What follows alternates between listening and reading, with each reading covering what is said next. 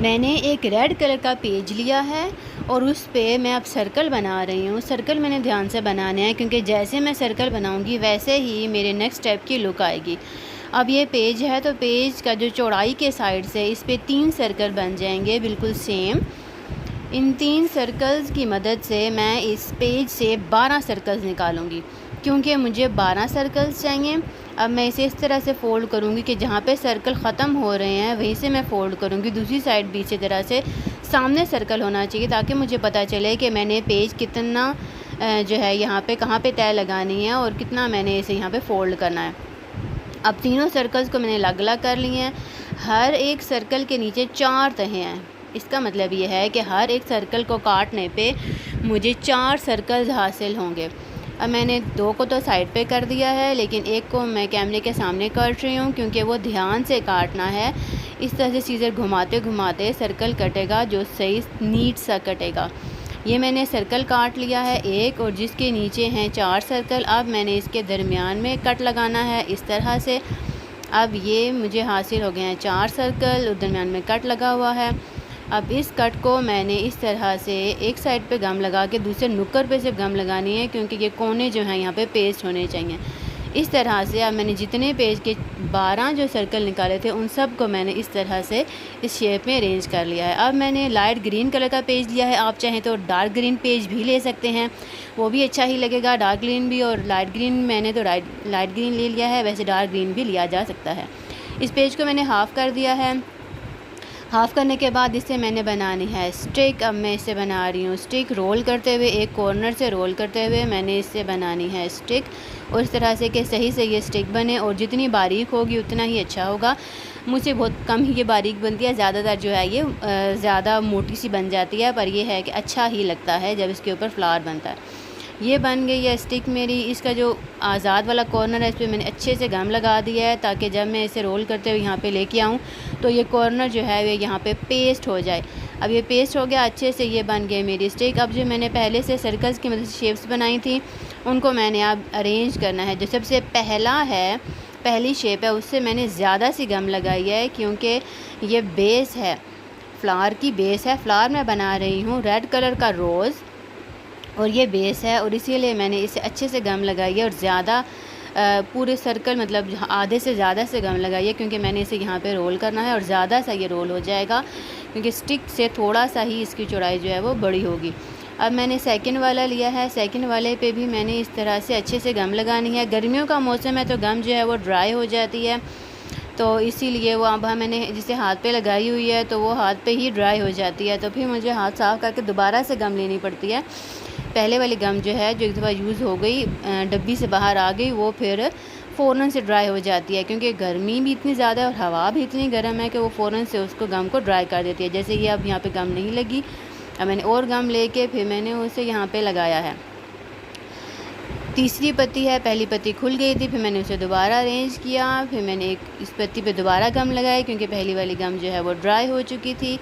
अब मैंने इसे यहाँ पे तीसरी पत्ती को भी यहाँ पे मैंने पेस्ट कर दिया, बल्कि 3 में पहले कर चुकी हूँ, चौथी पत्ती। इसी तरह से जैसे जैसे पत्तियों के दरमियान में गैप टाइप होगा देख के रोज़ की शेप ही आए, मैंने हर पत्ती को यहाँ पे पेस्ट करना है। गम है तो ये थोड़ा सा टाइम लेती है ड्राई होने में, तो इसे थोड़ी देर के लिए पकड़ के रखना पड़ेगा पत्ती को ताकि ये यहाँ पे अच्छे से पेस्ट हो जाए, बार बार खुले नहीं, क्योंकि ज़ाहिर है गम है तो टाइम लगाते और ये बार बार से पेज खुल रहा था, तो फिर मैंने इसे अच्छे से यहाँ पे पेस्ट किया। अब मैंने एक और पत्ती ले ली, पत्ती की जो शेप मैंने बनाई थी पत्ती टाइप वो मैंने ले ली है। अब मैं इससे फिर दोबारा गम लगा के मैं यहाँ पे पेस्ट कर रही हूँ।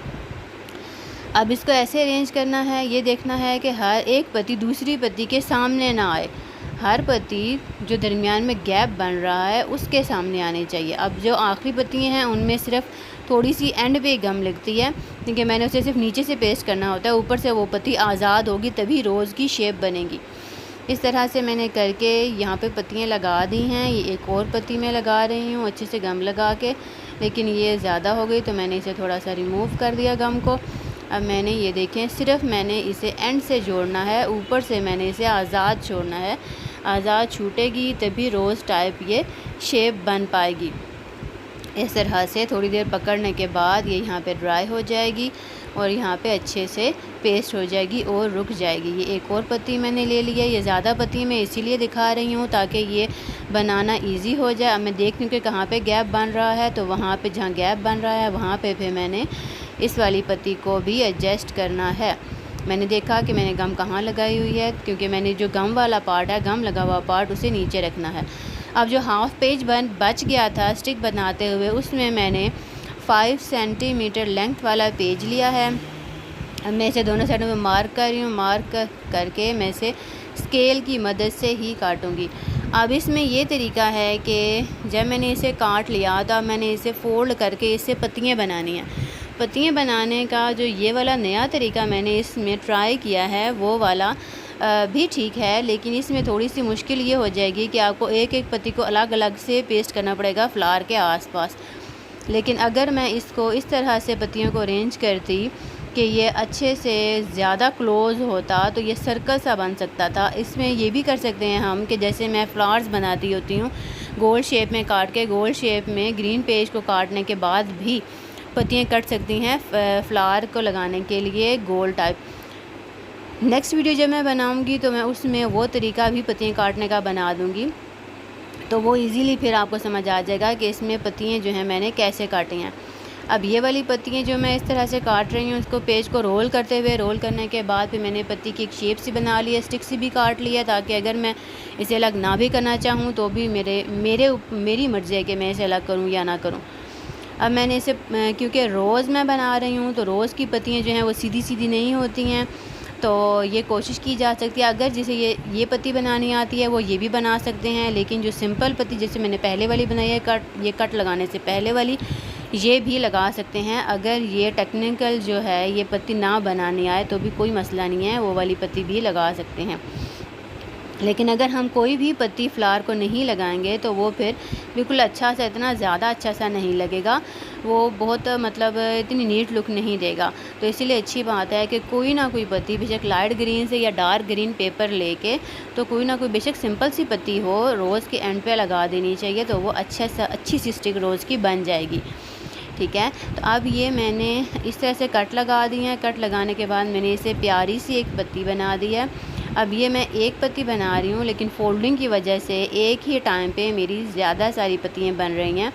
इस तरह से मैं फ़ोल्डिंग खोल रही हूँ, खोल के मैं देखूँगी कितनी पत्तियाँ बनी हैं। ये मेरी 4 पत्तियाँ बन गई हैं, और फूल के आसपास सर्कल में लगाने के लिए 4 पत्तियाँ जो हैं वो एनफ हैं। इन सब को मैं एक ही साइड पे तह लगा रही हूँ, ताकि ये एक ही किस्म की शेप जो है वो एक ही साइड पे आ जाए। फिर मुझे ये अंदाज़ा हो जाएगा कि जब मैंने इसे लगाना है तो फिर ये कैसा सा बनेगा। ये बन गया मेरा फ्लावर।